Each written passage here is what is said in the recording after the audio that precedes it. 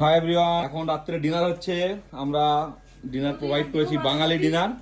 না না দাদা, রাত্রে হয়েছে ভাত, ডাল, বেগুন ভাজা, বাঁধাকপির সবজি, স্যালাড, আচার, আর এইখানে আছে ডিম ডিম আলু। যে দেখিয়ে দিই, ভাত ভাত দাও দে, একদম গরম গরম বন্ধ করো। ডিম আলু।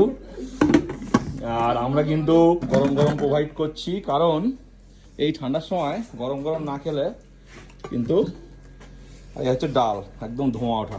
কাস্টমাইজ ট্যুরে কিন্তু বাঙালি খাবার প্রোভাইড করা একটা ইম্পসিবল ব্যাপার, কিন্তু যেটা আমরা করছি শুধুমাত্র আমরা এখানে থাকি বলে। অন্য কেউ কিন্তু কাস্টমাইজ ট্যুরে বাঙালি খাবার দিতে পারবে না।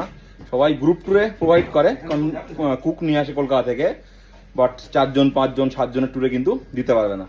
দাদারা 5 জন এসছে, তারপরেও কিন্তু আমরা বাঙালি খাবার প্রোভাইড করছি। তো 5 জন বলে না, 5 জন 10 জন 15 জন 20 জন যেমনই আসবেন, আমরা বাঙালি খাবারই প্রোভাইড করি। এটা হচ্ছে আমাদের একটা এক্সট্রা অ্যাডভান্টেজ। নেক্সট যারা আসবে তারা যদি এরকম ঠান্ডায় এরকম বাঙালি খাবার পায়, কোন ঠান্ডায় এই যে বাঙালি খাবার বাঙালি খাবার এর এক্সাইটমেন্টটাই আলাদা। এবার এই জিনিসটা কিন্তু কেউ পাবে না, মানে 5 জন 7 জন তো পসিবল না। গ্রুপ ট্যুর যারা করে তখন তারা কুক নিয়ে আসে কলকাতা থেকে। 5 জন এসে কোথায় বাঙালি খাবার পায় বলো?